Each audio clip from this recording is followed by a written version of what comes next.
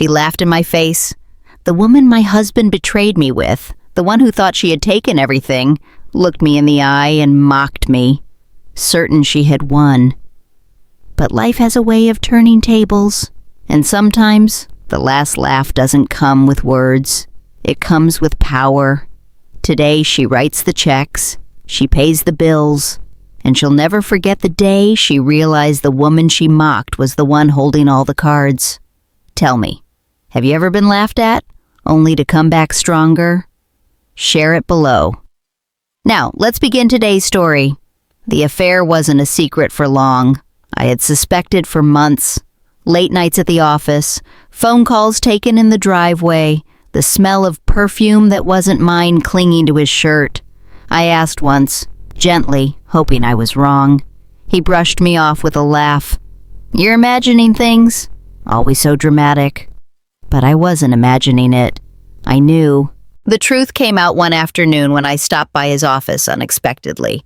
There she was, leaning over his desk, her laughter too intimate, her hand brushing his arm. When she saw me in the doorway, she didn't flinch. She smiled, a smug, pitying smile, as if I were the intruder, and then she laughed. Poor thing, she said lightly, her voice dripping with condescension. You really didn't know? Her words sliced through me. My husband didn't even defend me. He just sat there, silent, letting her mock me in my own humiliation. I left that office with my head down, tears burning my eyes. But beneath the shame, something else stirred, something steady, something sharp.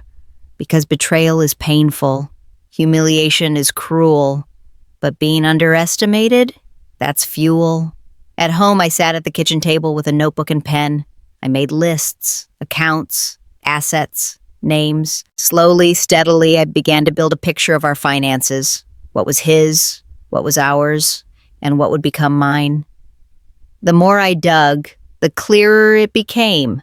My silence was my strength. While they laughed together, I was preparing.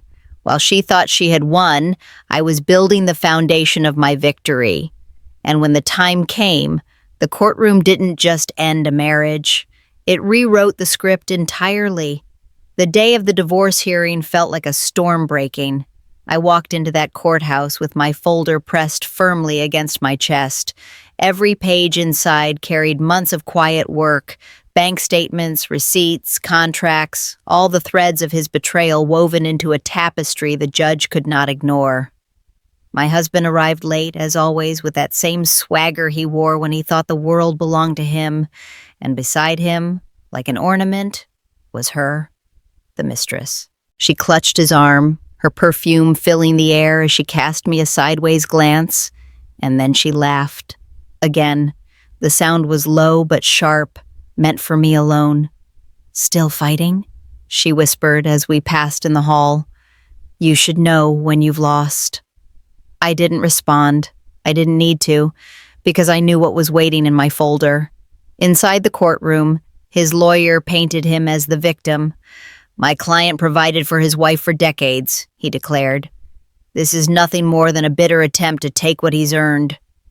I sat still, my face calm, my hands folded neatly. Let them underestimate me. It made the moment all the sweeter. When the judge turned to me, I rose and slid the folder across the table. Your Honor, I began, my voice steady. This marriage wasn't destroyed by bitterness. It was destroyed by betrayal. And here is the proof. Page by page, the story unfolded. Hotel receipts with his signature. Credit card statements showing gifts purchased. Not for me, but for her. Transfers of money into accounts I had never known existed. The room grew heavy. The smug smile faded from his face. The mistress shifted uncomfortably in her seat.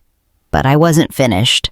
I laid down the final document, a copy of a lease agreement, their names, side by side, tied to a luxury apartment across town. While I was paying our mortgage, he was financing another life, I said. Gasps rippled through the room. Even the judge leaned forward. My husband stammered, his face red. She's twisting it. She's... But the mistress cut him off, her voice rising in panic. You said this wouldn't come out." All eyes turned to her, and in that moment, the perfect little performance they had staged began to crumble. I stood there quietly, letting the silence do the work. Because sometimes the most powerful voice is the one that doesn't shout, but simply lays the truth bare. When the judge finally spoke, his tone was firm. "Given the overwhelming evidence, the court finds in favor of Mrs. Carter. Alimony will be granted, assets will be divided accordingly, and Mr. Carter, your conduct has been noted." My husband collapsed back into his chair, defeated. The mistress's laughter was gone, replaced with tight lips and darting eyes. And me? I sat down slowly, my heart steady, because I knew this was only the beginning of a very different ending, one where the woman who laughed at me would soon learn exactly what it meant to pay. The gavel struck, echoing like thunder through the courtroom. The decision was final. I sat perfectly still, my hands folded in my lap, while the weight of it all sank in around us. For me, the ruling meant freedom, dignity restored, and the knowledge that my silence had never been weakness. For him, it meant exposure. For her, it meant consequence. My husband leaned toward his lawyer, hissing frantic words I couldn't hear. His face was pale, beads of sweat clinging to his brow. The arrogance that had carried him into that room was gone.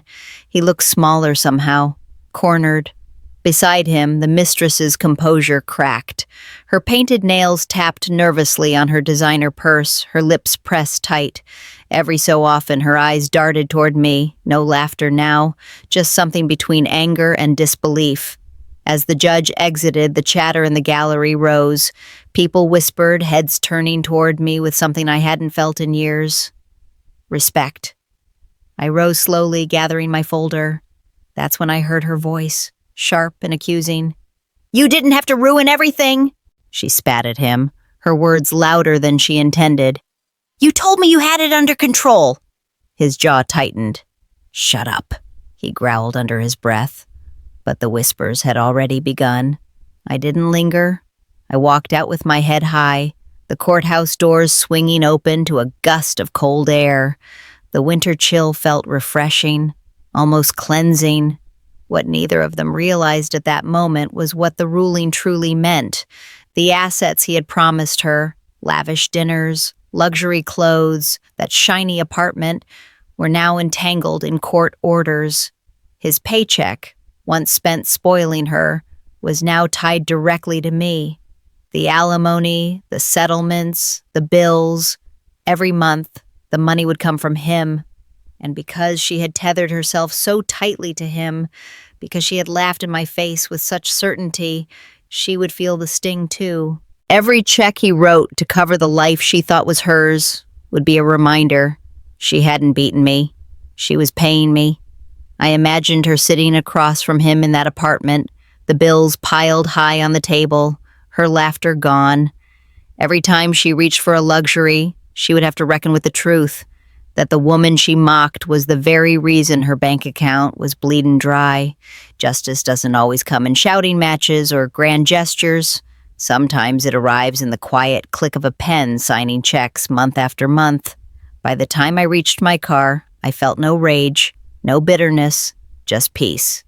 She had laughed at me once, but from now on, every payment, every reminder of my name on those court documents would silence her laughter more effectively than anything I could ever say.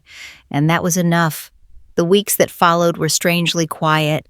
At first, I almost didn't believe it myself, opening my mailbox to find the first court-ordered check.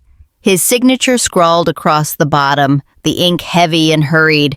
For years, he had mocked me for depending on him, and now here I was, living not by his generosity, but by the law. And the irony, every cent he sent, he had to pull out of the life he now shared with her. I didn't need to imagine the tension.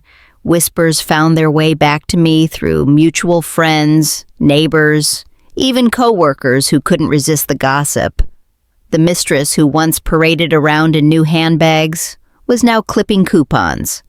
The fancy dinners she used to post about had dwindled into quiet takeout meals. The apartment lease, once a symbol of their new life together, was suddenly a weight around their necks. She complains about the bills, one friend confided over coffee. Says she didn't sign up to pay for another woman's life. I sipped my cup slowly, hiding the smile that tugged at my lips. Every month, the checks arrived. Every month, the reminder landed in her lap that her laughter had come at a cost.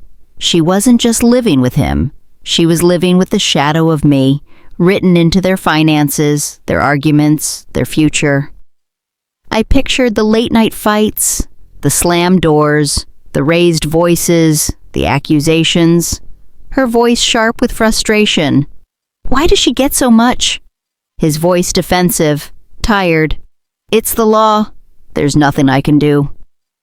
And somewhere in that apartment, between the unpaid bills and the tension simmering in the air, the memory of her laugh must have turned bitter. As for me, I didn't live extravagantly. I didn't need to.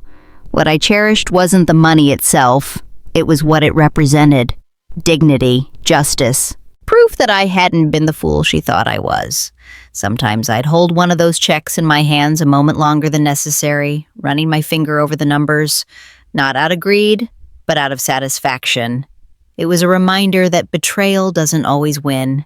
Sometimes it pays, literally. And though I never said a word to her again, I knew the truth.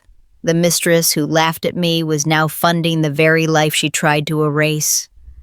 Justice doesn't always roar. Sometimes it's quiet.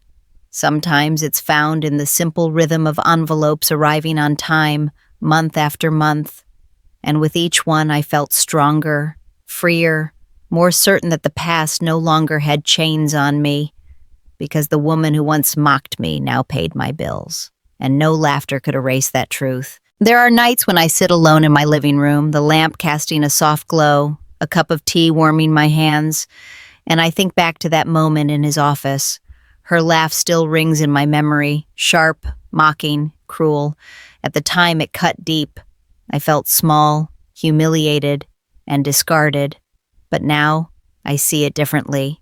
That laugh wasn't power. It was desperation disguised as confidence. She thought she had taken my place, that she had won some twisted prize. But the truth is, she tied herself to a sinking ship. And when the storm came, she ended up bailing water while I stood steady on shore. The money itself doesn't make me happy. It doesn't erase the betrayal or heal the scars. But what it represents, that's where the power lies. It represents every sleepless night, every tear, every time I stayed silent while being mocked. It represents proof that silence isn't weakness, that patience isn't ignorance, that sometimes the best revenge is not revenge at all, but letting the truth do its work until the people who laughed at you are left paying the price. I don't gloat. I don't call her or flaunt what happened. I don't need to, because life already did the speaking for me. And when the checks arrive each month, I tuck them away with a steady hand.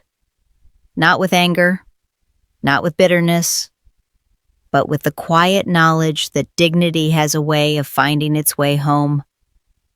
Sometimes justice doesn't come in the form of grand gestures or fiery confrontations. Sometimes it comes in paperwork and signatures and obligations that never go away. Sometimes it arrives with the steady rhythm of an envelope in the mailbox. And sometimes the sweetest justice is knowing the very person who once mocked you cannot escape the shadow of what they tried to destroy. That laugh used to haunt me. Now it fuels me, because every month, without fail, it transforms into something else. The sound of a pen scratching across paper, signing my name onto a check that proves she didn't win. And that, I've learned, is more powerful than any words I could ever say to her. So here's what I've learned. Sometimes the people who betray you will laugh the loudest. They think humiliation is final, that their power is permanent. But life has a way of shifting. What feels like defeat one day can become dignity the next. My husband's mistress thought she had taken everything from me. She laughed at my pain, certain I would stay broken. But now, each month, she pays for the life she tried to erase. Not because I sought revenge, but because truth has a way of collecting its debts. Respect doesn't always roar. Sometimes it shows up quietly, written on a check with your name on it. Tell me, have you ever been laughed at, only to have life prove you right? Share your story in the comments. More quiet victories are on the way.